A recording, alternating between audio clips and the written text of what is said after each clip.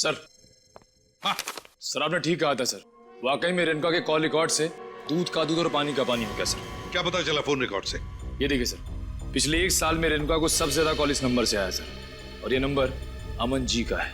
हाँ, सबसे ज्यादा फोन अमन से आए हैं। तो क्या अमन हमसे झूठ बोल रहा है?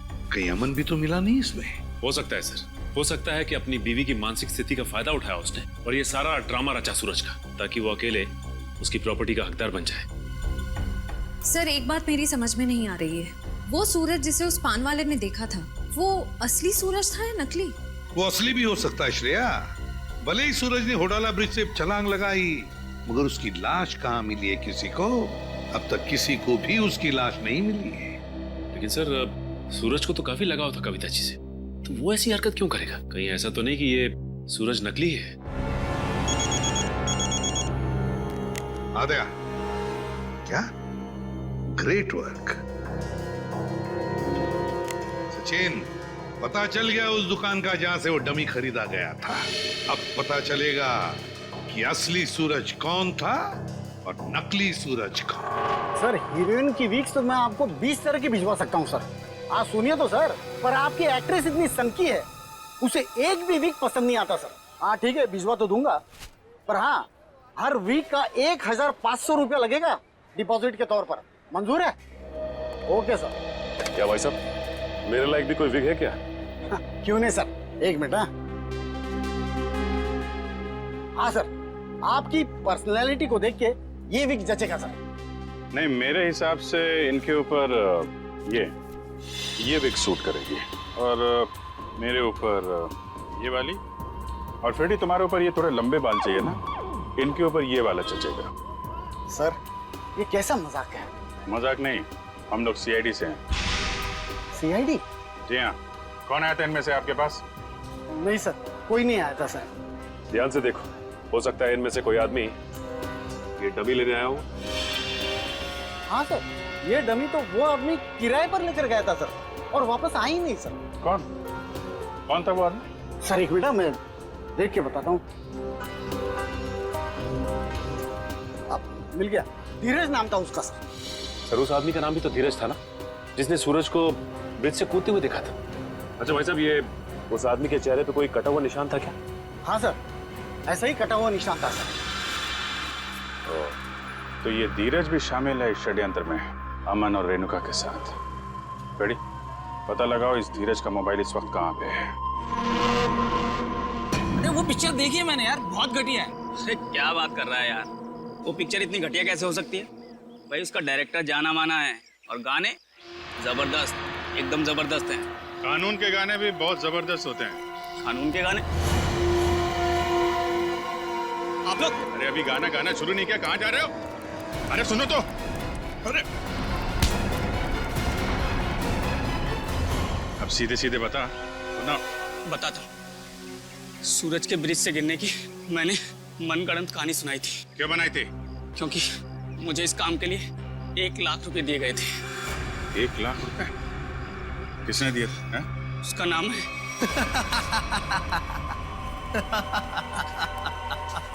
क्यों किया तुमने कविता के साथ ये सब? और मुझे यहाँ इस तरह बांध कर तुम्हें क्या मिलेगा? सुकून, ढेर सारा सुकून। ठीक उसी तरह जिस तरह मौत की दुनिया से निकलकर जिंदा लोगों की दुनिया में आकर मिलता है, वो सुकून। बकवास बंद करो। ना तुम कभी मरे थे और ना ही तुम सूरज हो। बहरूपिये हो तुम, बहरूपिये। अरे बाप रे, तुम्हें तो सब पता है। क्या है ना कि इतनी बातें जानना तुम्हारी सेहत के लिए ठीक नहीं है, तो मैं सोच रहा हूं कि तुम्हारी सारी तकलीफें मैं दूर कर ही देता हूं। ये क्या कर रहे हो तुम?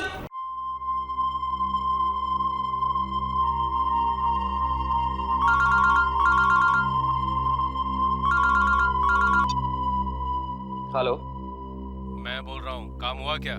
मैंने तुमसे कहा था ना कि कल 10 बजे तक तुम्हारा काम हो जाएगा। और मेरी पेमेंट कहाँ है?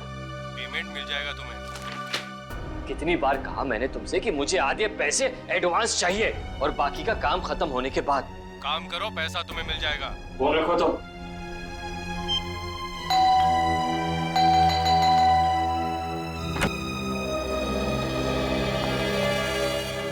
क्या बात है?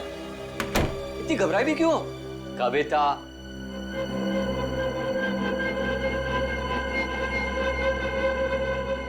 कविता, मैंने उसे वहां देखा था, नीचे नीचे खड़ा था वो।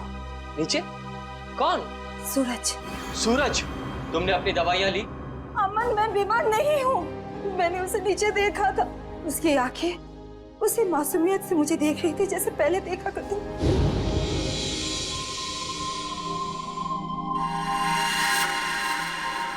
सूरज, सूरज तुम वापस आ गए? मैं जानती थी कि तुम आओगे। ये खून? सूरज, सूरज, सूरज! मैंने आवाज भी दी उसे। मेरे इन हाथों से उसे छूना चाहती थी, उसे आशीर्वाद देना चाहती थी, लेकिन जब तक मैं उसके पास पहुंची, गायब हो गया। कविता, ये सब तुम्हारा वहम है। मैं जानती थी कि तुम यही कहोगे। मैं जानती थी आपको यकीन नहीं होगा। अरे आप ही क्या, कोई भी मेरा यकीन नहीं करेगा। लेकिन ये बात सिर्फ आज की नहीं है, पिछले कई दिनों से मैं देख रही हूँ। वहाँ देखिए, देखिए उस घर में। कविता, बस बस! अरे पिछले 1 साल से उस फ्लैट में कोई नहीं रहता है। ठीक है, आपको यकीन नहीं हो रहा है ना, तो आप 5 मिनट रुकिए। वो वहीं आएगा, उसी घर में जरूर आएगा, आपको जरूर दिखेगा वो। ओके, 5 मिनट ना? ठीक है, रुकते हैं 5 मिनट। देखो सूरज, कहाँ हो तुम?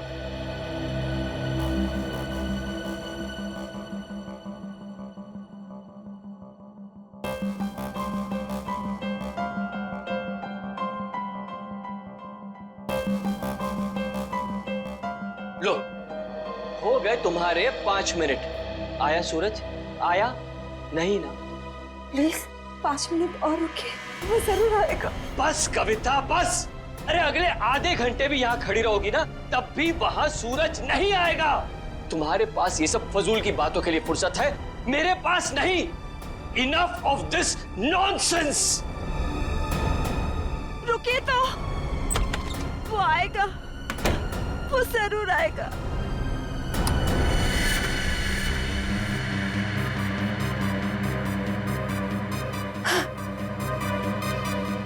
अमन, अमन जल्दी आइए! सूरज, वो देखिए सूरज!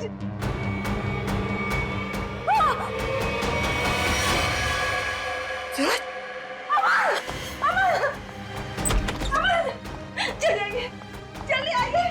अरे अमन, सूरज गिर गया! कविता, आइए जल्दी, आइए! वो छत से गिर गया है, मैंने अपनी आंखों से देखा है। चलिए जल्दी! कविता क्या कर रही हो? अरे सबके सामने तमाशा मत करो प्लीज। अरे हमें सूरज को बचाना है। सूरज, सूरज! क्या हुआ मैम साहब? आप इस तरह चिल्ला क्यों रही हैं? कहाँ है सूरज? सूरज कहाँ गया? कौन सूरज मैम साहब? इस विंग में तो इस नाम के कोई भी साहब नहीं रहते। अमन, अमन मेरा यकीन करिए, सूरज को मैंने ऊपर बालकनी से गिरते हुए देखा था। यही गिरा था वो।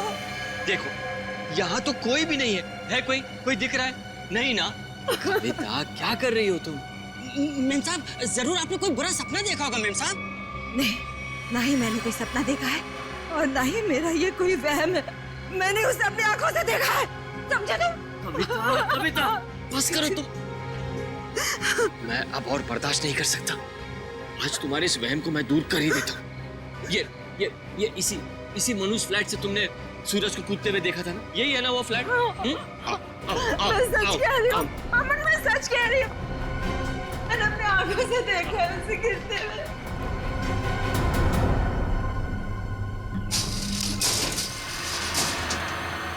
ये लो, अपनी आंखों से देख लो, यहाँ ताला लगा हुआ है। कविता, मैंने तुमसे कहा ना कि ये फ्लैट 1 साल से बंद पड़ा हुआ है। नहीं साहब बिल्कुल ठीक कह रहे हैं। ये घर पिछले 1 साल से बंद ही पड़ा हुआ है। नहीं, ये तुम सबकी चाल है। मेरे साथ ऐसा घिनौना मजाक करके तुम लोग मुझे गलत साबित करना चाहते हो। कविता, मैं तुम्हारा पति हूँ, इतना प्यार करता हूँ मैं तुमसे। क्या मैं तुम्हारे साथ ऐसा करूँगा? हाँ? इसका पता तो अब सीआईडी लगाएगी। तुम भी ना कविता, हद करती हो बस। हमारी किसी की बात तुम्हारे समझ में नहीं आती। अब सीआईडी को बुलाने की क्या जरूरत थी? कविता जी, आप हैं? जी मैं हूँ। आप ही ने हमें फोन करके बुलाया? मैंने किया था आप लोगों को फोन। तो बताइए क्या हुआ यहाँ पर? मैं आपको बताता हूँ सर। कविता आप क्या कौन है? मैं अमन, कविता का पति और सूरज का फैमिली लॉ। सूरज, वही जिसने छलांग लगाकर खुदकुशी की? हाँ भाई। कविता जी, मैं कह रहा हूँ आपसे, ये फ्लैट पिछले 1 साल से खुला नहीं है। हम आप सीआईडी का वक्त बर्बाद कर रही हैं। वैसे आप कौन है? मैं इस सोसाइटी का सेक्रेटरी। सोसाइटी के सेक्रेटरी है? तो फिर सेक्रेटरी साहब, अगर कविता जी ने किसी को छलांग लगाकर खुदकुशी करते हुए देखा है तो उसकी तहकीकात करना हमारा फर्ज है, समझे आप? आप हमारा वक्त बर्बाद करने की चिंता मत कीजिए। फ्लैट कहाँ है बताइए। जी ये चाबी है आपके पास? जी। तो खोलिए। कविता जी, आप देख सकते हैं यहाँ सारा सामान ढका हुआ है। कोई यहाँ कैसे आएगा? यहाँ की साफ सफाई तक नहीं हुई है। सेक्रेटरी साहब, आप थोड़ी देर के लिए अपना मुंह बंद रखेंगे और सीआईडी को अपना काम करने दीजिए, ठीक है? जैसा आप ठीक समझे। हाँ तो कविता जी बताइए, कल रात को आपने सूरज को कहाँ पर देखा? जी वहाँ उस बालकनी में। बालकनी?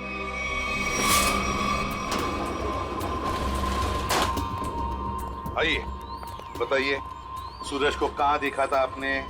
यहाँ खड़ा था। यहाँ पर? हाँ जी। और सर, ये सब कल की बात नहीं, पिछले कई दिनों से मैं उसे यहाँ ही देख रही हूँ। पर कविता जी, ये हो कैसे सकता है? ये फ्लैट को बाहर से ताला लगा हुआ था और ये फ्लैट 6ठे माले पर है। भले ये फ्लैट 6ठे माले पर हो या 7वें माले पर, लेकिन यहाँ पर कोई तो आया था जरूर। कल रात को यहाँ पर कोई था, समझे? पर ये आप इतनी यकीन के साथ कैसे कह सकते हैं? ये मैं नहीं कह रहा हूँ, इस रेलिंग पर जो धूल जमी हुई है ना, ये हमें बता रही है। पर ये हो कैसे सकता है? कोई तो आया था यहाँ पे बालकनी में। ये बालकनी की रेलिंग पे ये मिट्टी देख रहे हो? यहाँ पे मिट्टी साफ है। ऐसा लगता है कोई यहाँ पे था जिसने इस रेलिंग के साथ छेड़छाड़ की। अब आप लोगों को मेरी बात पर यकीन हुआ ना सर? देखा अमन, मैं सच कह रही थी। एक मिनट। अगर किसी ने यहाँ से खुदकुशी की होती तो उसकी लाश कहाँ है? और इतने ऊपर से कूदने के बाद जमीन पर गिरते ही उसका सर फटा होगा, खून निकला होगा। जमीन पर ना उसकी लाश मिली, ना जमीन से खून के निशान। और तो और वॉचमैन तो कुछ देखता। अब हम देख लेंगे और पता भी लगा लेंगे। देख, नीचे चलते हैं।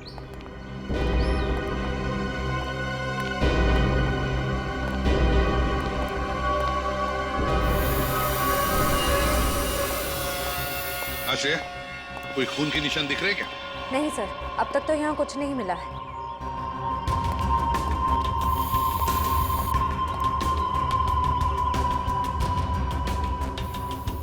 वॉचमैन, कल रात ड्यूटी पर थे ना तुम? साहब नहीं था। तो फिर तुमने देखा कैसे नहीं किसी को ऊपर से गिरते हुए? साहब रात में मैं ही यहाँ पे बैठा हुआ था। ये मेम साहब अचानक यहाँ आई और बोलने लगी कि सूरज ऊपर से कूद गया। अच्छा एक बात बताओ, कल कोई अनजान आदमी आया था कल रात को यहाँ इस विंग में? नहीं साहब, इस विंग में जो लोग रहते हैं वही लोग आए थे साहब। आप चाहें तो मैं आपको रजिस्टर भी दिखा सकता हूँ साहब। सर, हाँ? सर खून के कोई ट्रेसेस नहीं मिले वहाँ पे। ऐसे कैसे हो सकता है? आप लोगों को कुछ सबूत मिला है ना बालकनी में किसी की मौजूदगी का?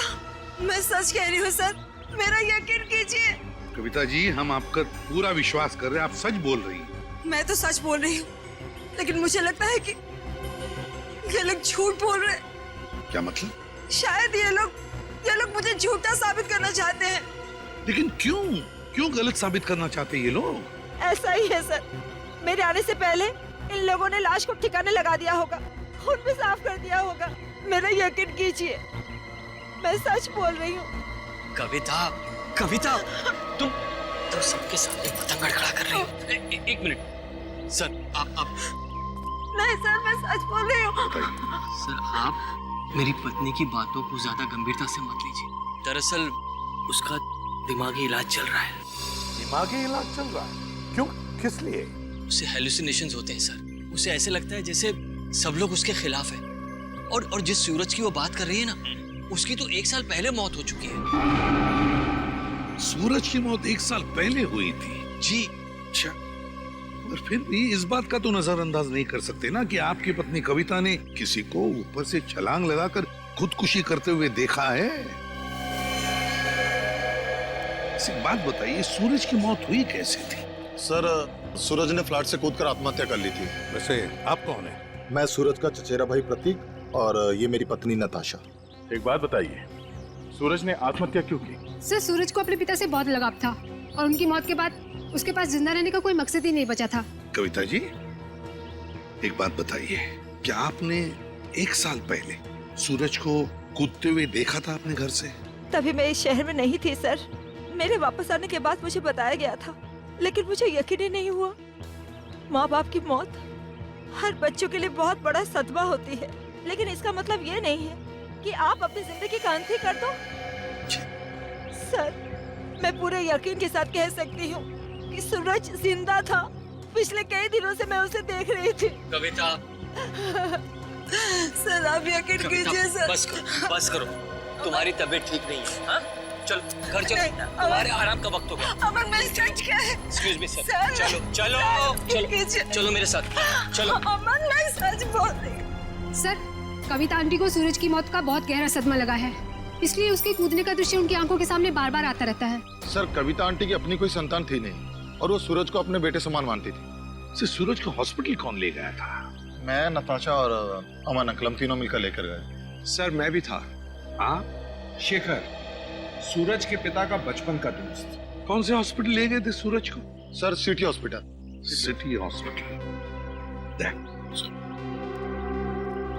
सूरज की मौत 1 साल पहले हुई है, तो पता लगाना पड़ेगा कि लोकल पुलिस स्टेशन का कौन सा ऑफिसर उस केस को देखता था, और फिर उसे लेकर सिटी हॉस्पिटल जाना पड़ेगा। 16 दिसंबर 2012 की रात थी जब सूरज को इस हॉस्पिटल में लाया गया था। काफी नाजुक हालत थी उसकी, कंधा टूट गया था उसका, सर पे भी गहरी चोट आई थी। लग नहीं रहा था कि वो बचेगा। लग नहीं रहा था? बिल्डिंग से कूद के उसकी मौत हो गई थी ना? मौत? नहीं सर, इस हॉस्पिटल के डॉक्टर इतने काबिल थे, उन्होंने उसको बचा लिया था। क्या सूरज जिंदा है? नहीं सर, वो मर चुका है। अरे अभी अभी तो तुम कह रहे थे कि डॉक्टरों ने उसे बचा लिया था। सर वो बच गया था और उसके जीने की पूरी तमन्ना खत्म हो चुकी थी। हॉस्पिटल से ऑपरेशन के 3 दिन बाद ही वो हॉस्पिटल से भाग गया और फिर ओडाला के ब्रिज से जाकर उसने आत्महत्या कर ली। ओडाला ब्रिज? मतलब सूरज की मौत बिल्डिंग से कूदने से नहीं, ओडाला ब्रिज से कूदने से हुई है। मगर सर, सूरज के घर वालों ने हमसे झूठ क्यों कहा? क्या उसका तो पता हम लोग लगा ही लेंगे। पहले जरा उस डॉक्टर से मिलते हैं जिसने सूरज की जान बचाई थी। सूरज का ऑपरेशन डॉक्टर रेणुका ने ही किया था। डॉक्टर रेणुका? जरा बुलाइए उन्हें। पर अब डॉक्टर रेणुका इस हॉस्पिटल में काम नहीं करती हैं। काम नहीं करती? क्या मतलब? सर, जिस दिन सूरज हॉस्पिटल से भाग गया था उस दिन डॉक्टर रेणुका भी हॉस्पिटल में आखिरी बार ही दिखी थी। सर, हो सकता है डॉक्टर रेणुका ने ही मदद की हो सूरज की हॉस्पिटल से भागने में, क्योंकि इतनी गहरी चोट लगने के बाद कोई आदमी अकेले तो भाग नहीं सकता। ठीक कह रहे। जब सूरज का ऑपरेशन हो रहा था तो आप भी थी ना ऑपरेशन थिएटर में? हाँ सर, सूरज का बच पाना तो लगभग असंभव था, मगर डॉक्टर रेणुका ने तो कमाल कर दिखाया। उन्होंने सूरज की जान बचा ली। हॉस्पिटल में सब लोगों ने उनकी तारीफ भी की थी। जब सूरज इतना घायल था तो वो हॉस्पिटल से भागा कैसे? आपके हॉस्पिटल की सिक्योरिटी ठीक नहीं लगता है? पता नहीं सर कैसे भाग गया। डॉक्टर रेणुका ने तो उन्हें नींद का इंजेक्शन भी दिया था। लगभग 3 घंटे तक तो उन्हें होश ही नहीं आना चाहिए था। ठीक है, आप जरा हमें रेणुका जी के सारे डिटेल्स दीजिए, सारे रिकॉर्ड्स। ओके सर, मैं अभी लेकर आती हूँ। रेडी? पता करो उस रात सिक्योरिटी में कौन था, लेके आओ। सचिन, आप इनके साथ होडाला ब्रिज जाओ, देखो कहाँ से छलांग मारी थी उस सूरज ने। आइए। आदे?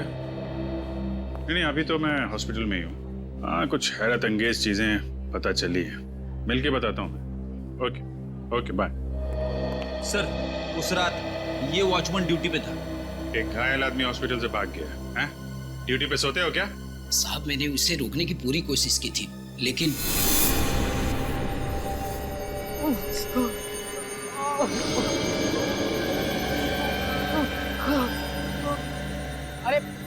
अरे साहब, आप कहाँ जा रहे हैं? अपने काम से काम रख। ऐसे मैं आपको नहीं जाने दे सकता साहब। मेरे बीच में हट जा, वरना तेरी जान ले लूंगा। और साहब ये कहाँ से उठाया आपने? नहीं, मैं आपको नहीं जाने दे सकता। ये देखिए साहब, उस चोट का निशान आज तक है। सूरज ने होडाला ब्रिज से कूद के आत्महत्या की और ये बात उसके घर वालों ने हमसे छुपाई है। कोई तो ऐसा राज है जिस पर वो लोग पर्दा डालने की कोशिश कर रहे हैं। क्या सूरज की मौत बिल्डिंग से कूदने से नहीं बल्कि होडाला ब्रिज से छलांग लगाने से हुई थी? और इतनी बड़ी बात तुम लोगों ने मुझसे क्यों छुपाई? सिर्फ आप ही से नहीं कविता जी, इतनी बड़ी बात सीआईडी से भी छुपाई गई है। कानून से कोई बात तब छुपाई जाती है जब जुर्म के ऊपर पर्दा डालने की कोशिश की जा रही हो? हाँ? वो ये बात हमने कविता से इसलिए छुपाई थी, हम नहीं चाहते थे कि कविता सूरज के वापस लौटने की झूठी उम्मीद में जिए। जी हाँ सर, मौत बिल्डिंग से कूदकर हुई हो या फिर होडाला ब्रिज से छलांग लगाकर, सच तो ये है कि सूरज अब कभी भी लौटकर वापस हमारी जिंदगी में नहीं है। माना सूरज ने होडाला ब्रिज से नीचे छलांग लगाई, मगर किसी को उसकी लाश मिली? तो आप लोग इतने यकीन के साथ कैसे कह सकते हैं कि सूरज मर चुका है? मैं जानती थी कि सूरज जिंदा है और वो वापस जरूर आएगा। हे भगवान, तेरा लाख लाख शुक्र है, वो वापस आएगा। इसीलिए हमने ये बात कविता से छुपाई, क्योंकि हम नहीं चाहते थे कि ये सूरज की वापसी की झूठी आस में बंधी रहे। अब आपने इसे सब कुछ सच सच बताकर इस बेचारे की बची कुची जिंदगी में भी जहर घोल दिया। तुम मेरे पति नहीं हो, दुश्मन हो दुश्मन। तुमसे मेरी खुशी देखी नहीं जाती, मेरा सुख तुमसे बर्दाश्त नहीं होता। बोलो, ये छुपाया था मुझसे, क्यों नहीं छोड़ेंगे? कविता जी संभालिए। छोड़िए छोड़िए। अब तो खुश है ना आप लोग हमारे घर में झगड़ा लगाकर? आपके घर के झगड़े से ज्यादा जरूरी फिलहाल हमें यह जानना है सूरज जिंदा है या नहीं, और अगर वो जिंदा नहीं है तो फिर कौन है वो आदमी जो नकली सूरज बनकर ये खेल खेल रहा है? अच्छा, ये है डॉक्टर रेणुका, इसने बचाया सूरज को। हाँ सर, इनके घर पे पूछताछ करने पे इनके नौकर ने बताया कि हॉस्पिटल की नौकरी छोड़ने के 1 हफ्ते बाद ये सिंगापुर चली गई थी। हॉस्पिटल से नौकरी छोड़ने के बाद ये सिंगापुर चली गई, तो फिर कभी ना कभी तो वापस आती होगी। नहीं सर, वापस आना तो दूर की बात है, इन्होंने एक फोन तक नहीं किया। अरे, एक फोन तक नहीं किया? बड़ी अजीब बात है। कोई अपना घर नौकर पर सौंप जाता है तो कभी ना कभी फोन करके पूछताछ तो करता है घर की हालत के बारे में। हाँ सर, पर इन्होंने ऐसा बिल्कुल नहीं किया। और सर, नौकरों की पगार हर महीने सीधे उनके अकाउंट्स में डाल दी जाती है, वो भी कैश। नहीं नहीं नहीं नहीं, कुछ और ही चक्कर है, कुछ और ही चक्कर है ये। सर ये धीरज, इन्होंने सूरज को होडाला ब्रिज से कूदते हुए देखा था 1 साल। क्या तुम्हें पूरा यकीन है कि वो सूरज ही था? जी सर, पुलिस ने उस वक्त उसकी फोटो दिखाई थी, वही सूरज था। क्या यही था वो? हैं? जी सर, यही सूरज था। अगर तुमने सूरज को ब्रिज से कूदते हुए देखा तो तुमने उसे बचाने की कोशिश क्यों नहीं की? रोका क्यों नहीं उसे? सर, मुझे नहीं मालूम था कि ये कूदने वाला है।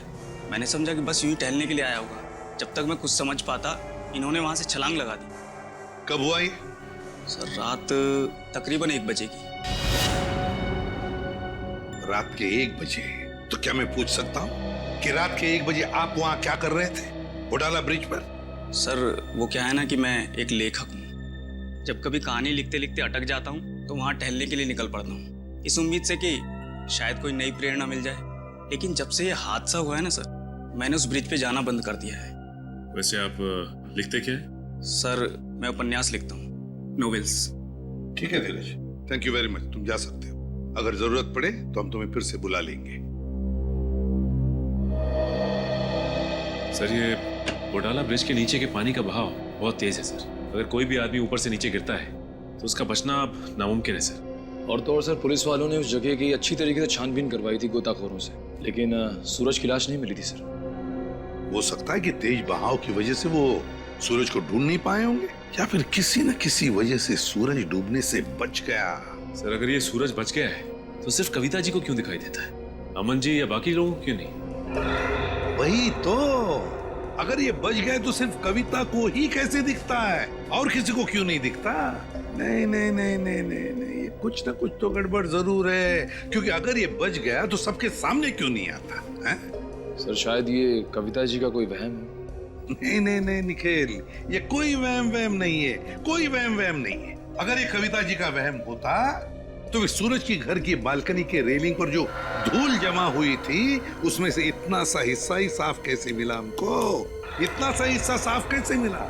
उसका एक ही मतलब है कि कोई ना कोई तो था सूरज के घर में, कोई ना कोई तो गया था सूरज के घर में जिसे कविता ने देख लिया। मगर कौन गया था सूरज के घर में? है कौन ये? इसका पता तो लगाना ही पड़ेगा।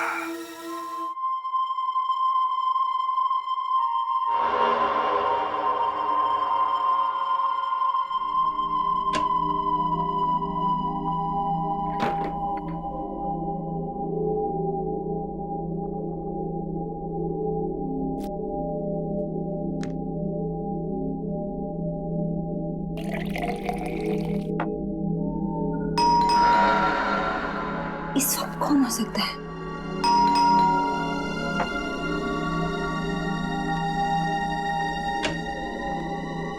कौन है?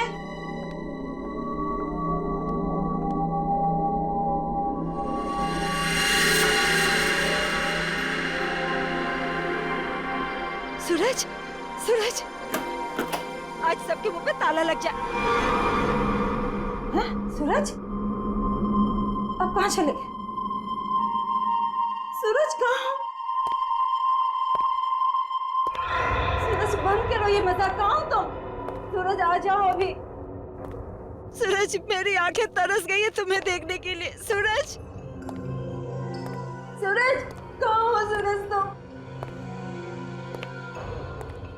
सूरज, सूरज।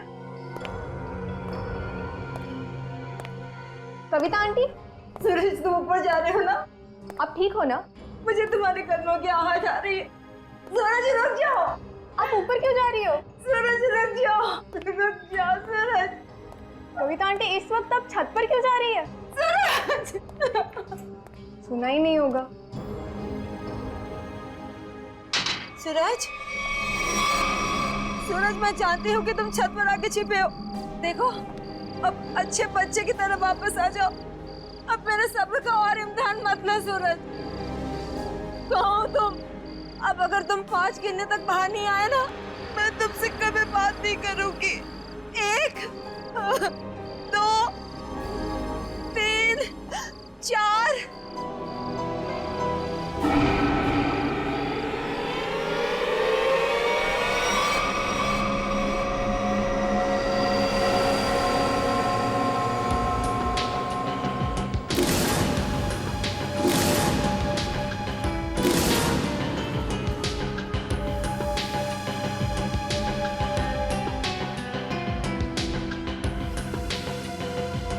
तुम इस विंग के वॉचमैन हो ना? जी साहब। कैसे हुआ ये सब? साहब, कल रात तकरीबन 2 बजे मुझे किसी की चीख सुनाई दी। देखा तो कविता मैम साहब लहूलुहान जमीन पर पड़ी हुई थी। सर, मैं सोच भी नहीं सकता था कि सूरज के गम में कविता आत्महत्या। पता नहीं आजकल के लोग इतना कमजोर क्यों हो गए। दुख बर्दाश्त करने की किसी में भी शक्ति नहीं रही। सर, सही है, देखिए।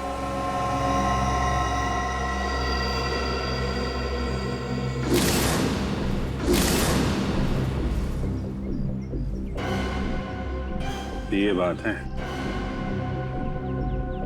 शेखर जी, कविता ने आत्महत्या नहीं की है। क्या बोल रहे हैं आप? इनके हाथों में बहुत सारी खरोंचे हैं, चूड़ियां टूटी हुई हैं। ऐसा लगता है कि उसकी किसी से हाथापाई हुई है। शायद खूनी ने छत पे से धक्का दिया इनको। ऐसे ये बताइए कि आप में से किसी ने भी कविता जी को छत पे जाते देखा क्या? हाँ सर, मैंने देखा था। वो ऊपर जा रही थी सीढ़ियों से। मैंने उन्हें आवाज भी दी थी, पर उन्होंने सुना नहीं। कविता जी अकेले छत पे जा रही थी या उनके साथ में कोई और भी था? वो अकेली थी सर, और वो बार बार सूरज का नाम ले रही थी सर। मतलब सर, ये सूरज भी छत पे ही था? हो सकता है ये भी वो आदमी जो सूरज बनने का नाटक कर रहा है। ये अमन जी नहीं दिखाई दे रहे? कहाँ है वो? पता नहीं जी, सुबह से उसका नंबर ट्राई कर रहा हूँ लेकिन फोन ऑफ है। सर, वो घर पे भी नहीं है। शायद ऑफिस में हो। ऑफिस के नंबर पे डायल करके देखो कहाँ है वो। कल रात कोई अनजान आदमी आया था यहाँ पे? नहीं साहब, मैंने किसी को नहीं देखा। सो रहे थे क्या? नहीं साहब, मैं सच कह रहा हूँ। मैं कल रात जाग रहा था और मैंने किसी को नहीं देखा इस विंग में जाते हुए। अगर जाग रहे थे तो किसी और को कविता के साथ छत पे जाते हुए क्यों नहीं देखा तुमने? मुझे तो ये भी नहीं पता साहब कि कविता मैम छत पे कैसे चली गई। छत का दरवाजा हमेशा बंद रहता है। चाबी किसके पास रहती है? चाबी मेरे पास रहती है साहब। लाओ चाबी, लो। सर, ये देखिए, चाबी में चिकनाहट है। चिकना तो है। साबुन। लगता है किसी ने साबुन पे चाबी का निशान लिया है और डुप्लीकेट चाबी बनाई है। नहीं साहब, मैंने किसी को चाबी नहीं दी थी साहब। तुमने कुछ नहीं किया, लेकिन लापरवाही तो की है ना तुमने। केबिन में तुमने चाबी लावारिस छोड़ दी होगी और इस बात का फायदा उठाकर किसी ने डुप्लीकेट चाबी बनवा ली। खूनी जो कोई भी है, छत पे जरूर कोई निशान छोड़ा होगा उसने। बॉडी को पोस्टमार्टम के लिए भिजवा दो।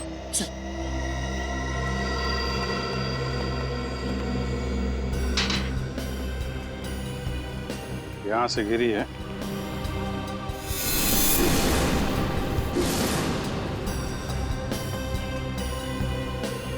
चूड़ी, इसका मतलब यहीं से खूनी ने कविता जी को नीचे फेंका है। यहीं पे हाथापाई हुई होगी और खूनी ने कविता को यहां से फेंक दिया है। सर, ये देखिए सर, जूते के निशान। जरा नाप के देखो। इसका मतलब खूनी 10 या 11 नंबर के जूते पहनता होगा। लेकिन सर ये भी तो हो सकता है कि ये जूता खूनी का ना हो और किसी ऐसे आदमी का हो जो इस बिल्डिंग में रह रहा हो। सचिन वॉचमैन बता रहा था ना, दरवाजे पे ताला लगा रहता है और उस चाबी पे भी साबुन लगा हुआ है। इसका मतलब खूनी ने डुप्लीकेट चाबी बनाई है। ये निशान खूनी का ही होगा।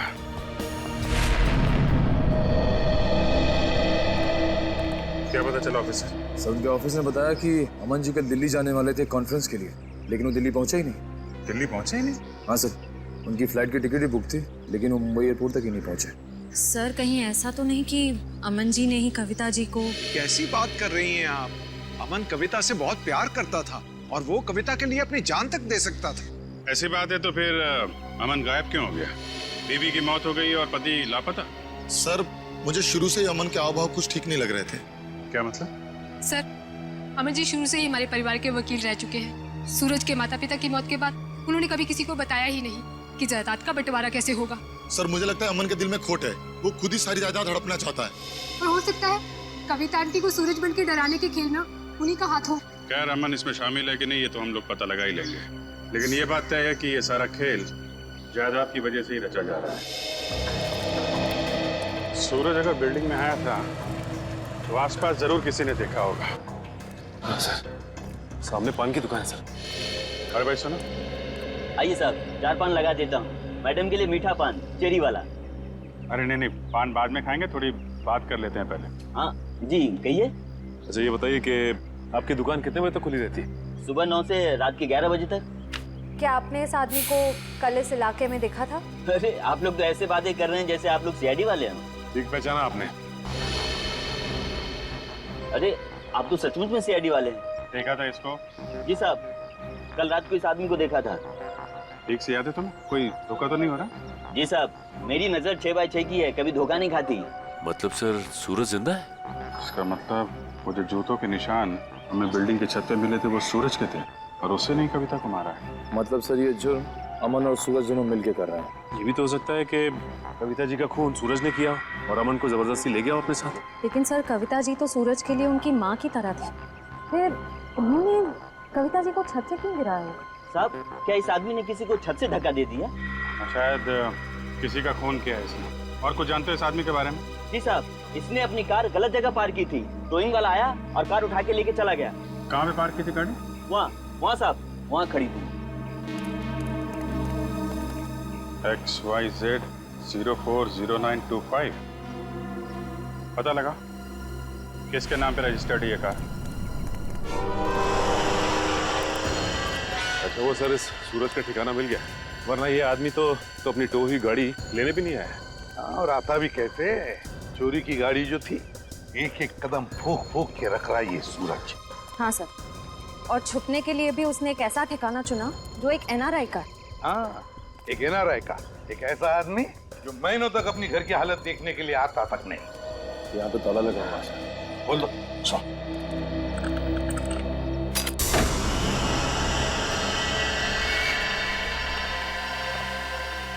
इस कमरे में से तो बहुत बुरी तरह से बदबू आ रही है। ऐसा लगता है जैसे कोई लाश है। कोई लाश ही सड़ी है इस घर में। ढूंढो, देखो कहाँ पर है वो लाश।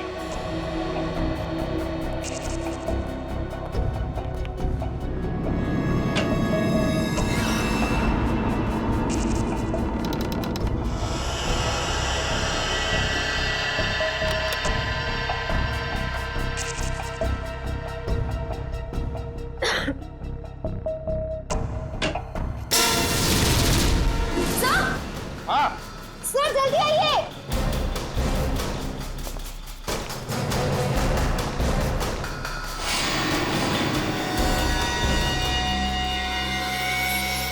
अरे, तो रेणु कहाँ है? यही है ना वो डॉक्टर जिसने सूरज पर इलाज किया था? हाँ सर, ये रेणु का ही है। लेकिन सर इसके नौकर ने तो बताया था कि रेणुका सिंगापुर गई। जरूर रेणुका ने झूठ कहा था अपने नौकर को कि वो सिंगापुर जा रही है। सर ये देखिए गले पे निशान, ऐसा लगता है किसी तार से गला घोंट के मारा गया है। बिल्कुल पतला सा था और जिस तरह से बदबू आ रही है, जिस तरह से ये लाश सड़ी है, लगता है 2-3 दिन तो हुए हैं इस खून को। सर ये देखिए, उसके हाथ पे भी निशान है। वो इधर सर ये निशान इस चीज का हो सकता है। ये निशान लगता है किसी रस्सी वस्सी से होते हैं ना निशान, खींचते वक्त वैसे लगते हैं ये निशान। ढूंढो जरा इस कमरे में, जो भी चीज है, जिस चीज से ये निशान बना है, तो यही कहीं मिलना चाहिए।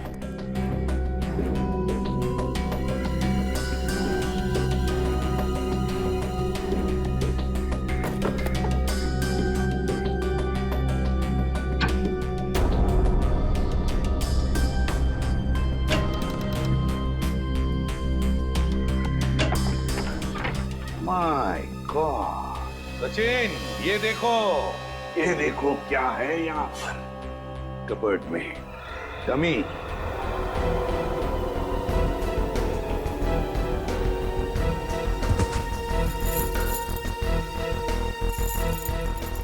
कैरबिनेर और रस्सी भी। सचिन, लगता है रेणुका के हाथ पर जो निशान है ना, शायद इस रस्सी की वजह से ही है, खींचते हुए। ये देखो ऐसे। हाँ सर, लेकिन सर ये सारी की सारी चीजें इस घर में क्या कर रही हैं? क्योंकि ये सब चीजें तो शूटिंग में इस्तेमाल की जाती है, हार्नेस बांधने की। याद है सचिन, सूरज के घर की बालकनी की रेलिंग पर बहुत सारी धूल जमी हुई थी, लेकिन एक जगह पर इतना सा हिस्सा साफ था। जरूर इस रस्सी की वजह से ही होगी वो जगह साफ। मतलब सर ये सूरज का बालकनी से कूदना कविता जी का वहम नहीं था, बल्कि रेणुका और सूरज दोनों की मिलीजुली साजिश थी। बिल्कुल सचिन, ऐसा ही होगा। हुआ ये कि सूरज जब अपने घर में आया तो कविता ने उसे सामने से देख लिया। फिर सूरज और रेणुका ने मिलकर इस डमी को अपनी बालकनी से नीचे फेंक दिया। तब कविता को शायद ऐसे लगा कि सूरज अपनी बालकनी से कूद पड़ा, तो वो अपने पति के साथ नीचे दौड़ कर आई और यहाँ सूरज और रेणुका इस डमी को ऊपर खींचने लगी इस रस्सी से, और इसीलिए खींचने की कोशिश में रस्सी के जख्म के निशान रेणुका के दोनों हाथों पर आ गए। मगर सर ये सारा का सारा प्लान रेणुका और सूरज का था। एक बात समझ में नहीं आई, ऐसी क्या मजबूरी आई सूरज के सामने कि उसे रेणुका को मारना पड़ा? शायद रेणुका सूरज को ब्लैकमेल कर रही थी। Double game. काम करो, इस रेणुका के सारे फोन रिकॉर्ड्स चेक करो, सारे फोन रिकॉर्ड्स, और साथ में ये भी पता लगाओ कि ये डमी, ये कैरबिनेर और ये रस्सी कहां से खरीदे गए थे। पता चलेगा इस पूरे प्लान के पीछे किसका हाथ है, किसका दिमाग है। सर, हाँ सर, आपने ठीक कहा था सर। वाकई में रेणुका के कॉल रिकॉर्ड से दूध का दूध और पानी का पानी हो गया सर। क्या पता चला फोन रिकॉर्ड से? ये देखिए सर, पिछले 1 साल में रेणुका को सबसे ज्यादा कॉल इस नंबर से आया सर, और ये नंबर अमन जी का है। हाँ, सबसे ज्यादा फोन अमन से आए हैं। तो क्या अमन हमसे झूठ बोल रहा है? कहीं अमन भी तो मिला नहीं इसमें? हो सकता है सर, हो सकता है कि अपनी बीवी की मानसिक स्थिति का फायदा उठाया उसने और ये सारा ड्रामा रचा सूरज का, ताकि वो अकेले उसकी प्रॉपर्टी का हकदार बन जाए। सर एक बात मेरी समझ में नहीं आ रही है, वो सूरज जिसे उस पान वाले ने देखा था, वो असली सूरज था या नकली? वो असली भी हो सकता है श्रेया।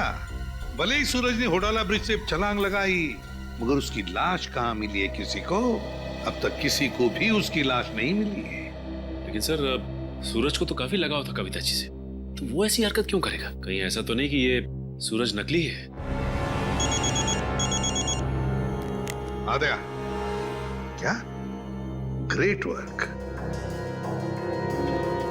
सचिन। पता चल गया उस दुकान का जहां से वो डमी खरीदा गया था। अब पता चलेगा कि असली सूरज कौन था और नकली सूरज कौन। सर हीरोइन की वीक्स तो मैं आपको 20 तरह की भिजवा सकता हूँ सर।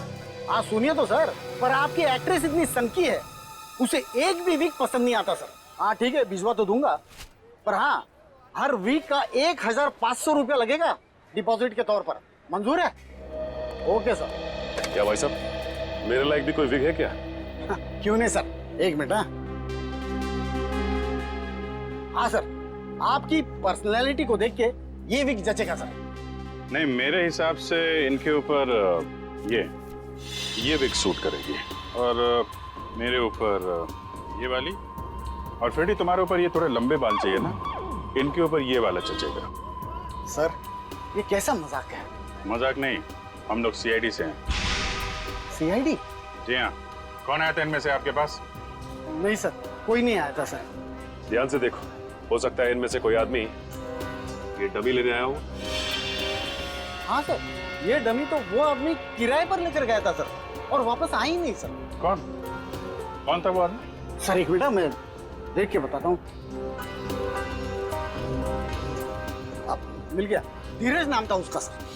सर उस आदमी का नाम भी तो धीरज था ना, जिसने सूरज को ब्रिज से कूदते हुए देखा था। अच्छा भाई साहब, ये उस आदमी के चेहरे पे कोई कटा हुआ निशान था क्या?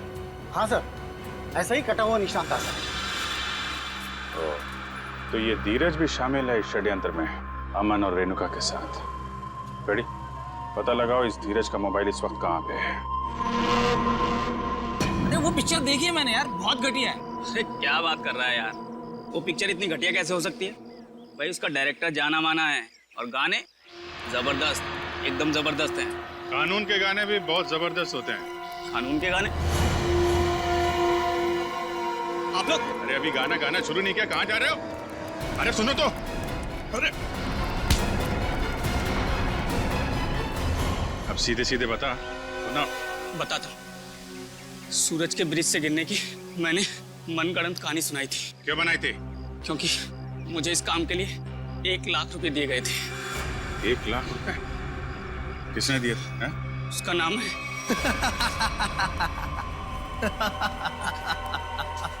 क्यों किया तुमने कविता के साथ ये सब? और मुझे यहाँ इस तरह बांध कर तुम्हें क्या मिलेगा? सुकून, ढेर सारा सुकून।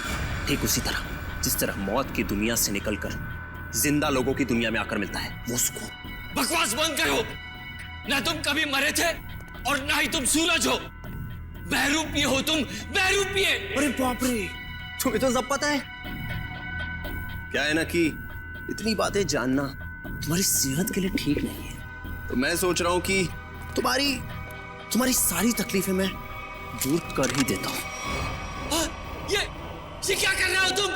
इतनी बातें जानना तुम्हारी सेहत के लिए ठीक नहीं है। तो मैं सोच रहा हूं कि तुम्हारी सारी तकलीफें मैं दूर कर ही देता हूं। ये क्या कर रहे हो तुम?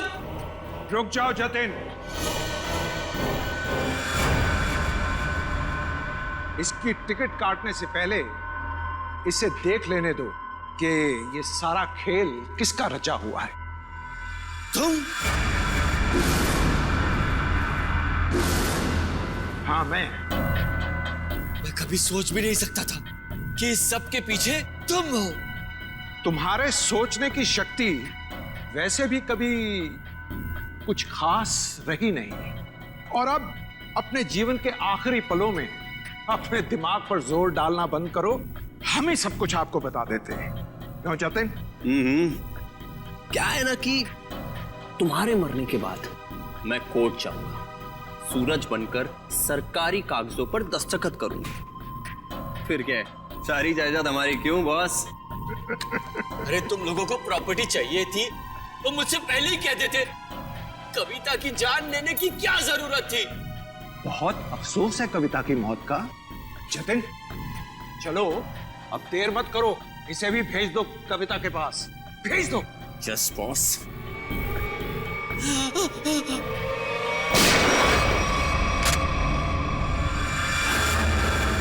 सब कुछ सुन लिया हम लोगों ने। अगर बाकी मुजरिम भी आप लोगों की तरह अपना जुर्म अपने आप कबूल कर लें तो सीआईडी का काम काफी आसान हो जाएगा।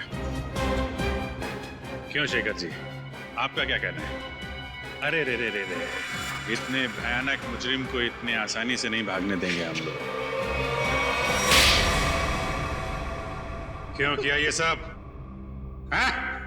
सूरज को उसके पिता से बहुत लगाव था, और उसकी मौत के बाद उसके जीवन में कोई रुचि नहीं रह गई थी। उसके दिमाग में आत्महत्या करने के ख्याल पनपने लगे। इसलिए तुमने सोचा कि सूरज को तो प्रॉपर्टी में कोई इंटरेस्ट है नहीं, तो क्यों ना बहती गंगा में हाथ धुल लिया जाए, उसकी प्रॉपर्टी हथिया ली जाए। हाँ, इसीलिए जब पहली बार सूरज ने बिल्डिंग से कूदकर आत्महत्या करने की कोशिश की तो तुरंत मैं उसे हॉस्पिटल लेकर गया ताकि किसी तरह से भी उसकी जान बच जाए और वो अपनी सारी दौलत मेरे नाम कर दे। और जैसे ही रेणुका को पता चला कि करोड़ों रुपए तुम्हारे हाथ लग गए तो उसने अपना हिस्सा मांगना शुरू कर दिया तुमसे। हाँ, लेकिन गड़बड़ तब हुई जब वो दोबारा हॉस्पिटल से भाग गया।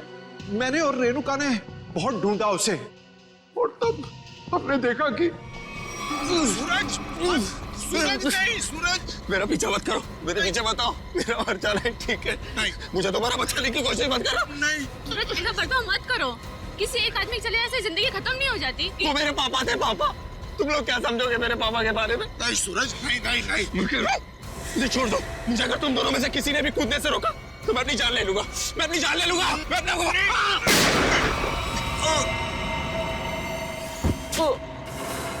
क्या सूरज को तुमने मार डाला? जानबूझकर नहीं मारा, गलती से गोली चल गई थी और फिर उसकी लाश को हमने नीमवाड़ी के जंगल में दफना दी। और फिर धीरज को तुमने अपना झूठा गवाह बना लिया ताकि कानून को गुमराह कर सको। हाँ, और जब हमें जतिन मिला जो सूरज का हम शक्ल था तो मुझे ऐसा लगा कि शायद कुदरत यही चाहती है कि मैं करोड़ों का मालिक बनूं, वरना ऐसा संयोग क्यों होता? कुछ संयोग इसलिए होते हैं कि ताकि अपराधियों को उनके किए हुए की सजा मिल सके। तुम दोनों फांसी की तैयारी करो, फांसी होगी तुमको, फांसी।